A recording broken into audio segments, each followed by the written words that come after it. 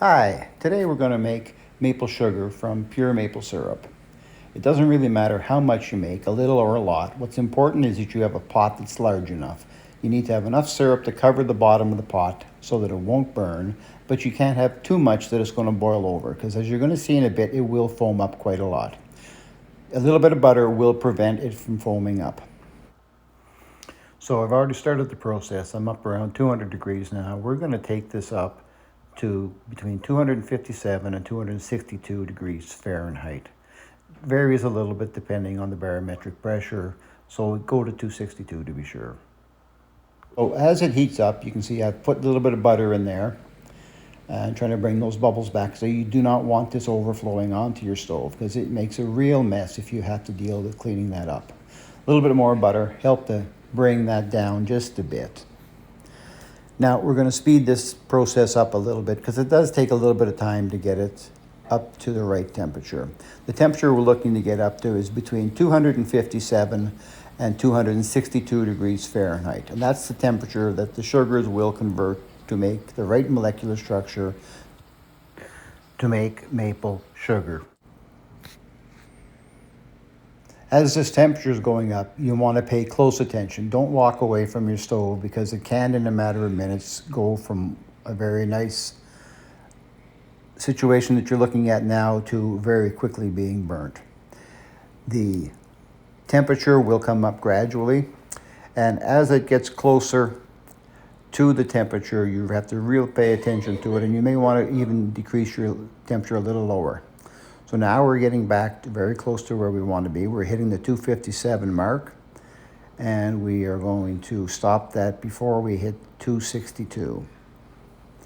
So now we've got the right temperature. We're taking it out and going to put it into a bowl.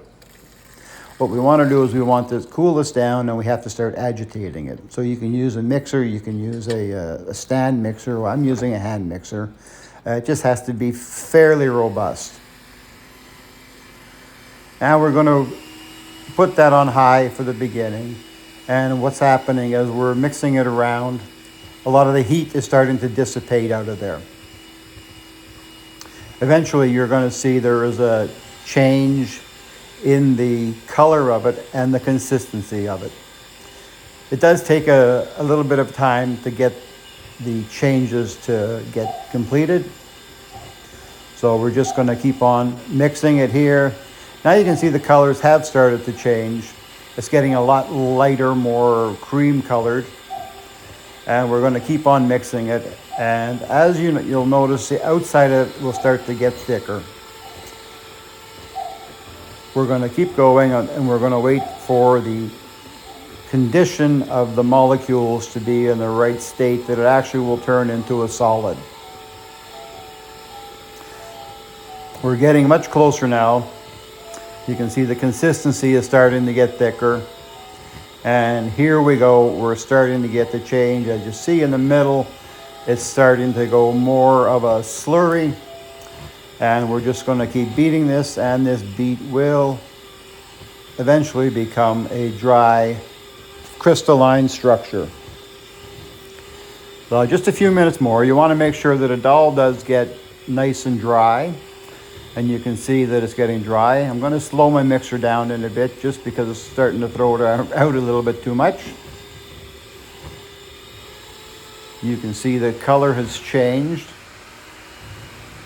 And we're just going to continue mixing. Make sure you get right to the edges or you'll end up with some big sides, lumps and pieces in there. When we're done with all this mixing, we're going to put it on a piece of parchment paper. And we're going to lay it out, and we'll let it dry for a little bit and cool down. Because even when we're done now, it is still quite hot. So you've got to be careful as you pour it out. So you can see now the transformation is almost completely changed. You can see some nice grains of sugar coming up.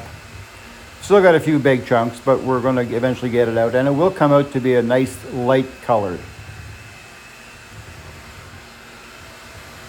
Just a little bit longer. And we're getting to where we need to be. You can see we're getting a nice powdery consistency now. And the transformation is almost complete. Again, just make sure you get all it from the edge of the bowls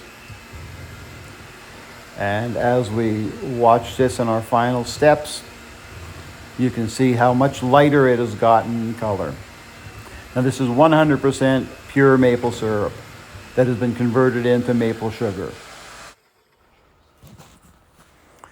Now that the transformation is complete, I'm going to lay this maple sugar out onto some parchment paper. You could use a pan if you wanted to, but basically I want this to cool down and just to make sure all the moisture has been removed from it. It is quite hot, as you can see, so let it cool. Take a spoon and move it around and just allow it to dry for a while. Once it's cooled down to the touch and it looks nice and dry, we're going to take the sugar and run it through a colander that's sitting on top of another bowl. Pour it into the colander and we're going to shake the colander around to try to separate the different sizes of the grains of sugar. The small grains will fall through and be collected in the lower bowl, and the larger grains will remain into the colander. There you can see the finer grains came through.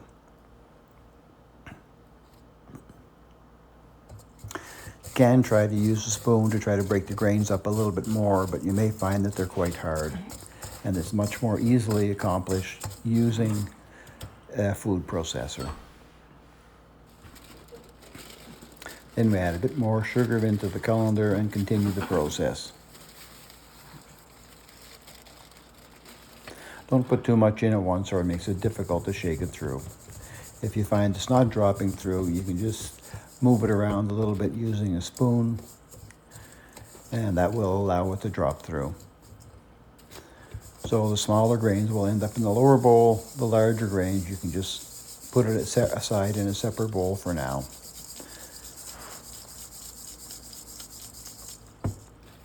This part doesn't really take too long to get done. The normal spaghetti strainer works well.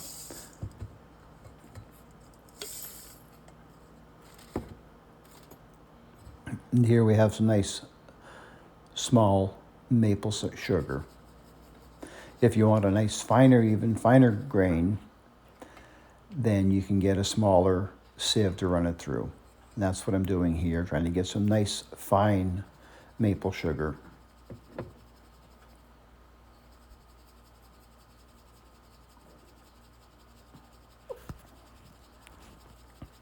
Depending on what you're doing with the sugar, whether you're going to be using it in coffee or giving it away as gifts, or if you're just going to be using it for baking, the larger sizes will be all right.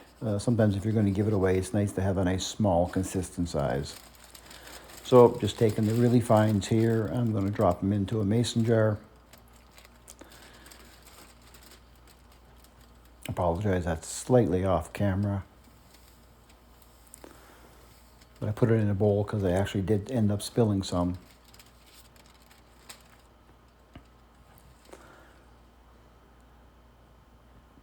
So here's a nice cup of fine maple sugar. And then I'm going to put the larger grains into a larger mason jar. The good thing about making maple sugar is, regardless of what you're starting with, whether it's a quart or a liter, you will increase the volume of it.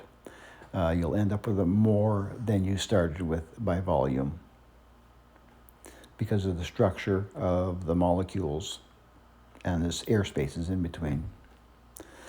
Now I'm going to put the remaining large chunks are going into a food processor to be ground up into a fine powder.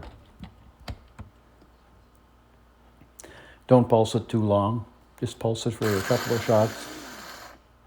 If you go too long on it, you'll get a really, really fine powder, and that's not what you want. So here you can see is the larger pieces all ground up into nice fine maple sugar. Here's the finished product. So I've packed some in mason jars, and I've also packed some in vacuum sealer bags. Thanks for watching.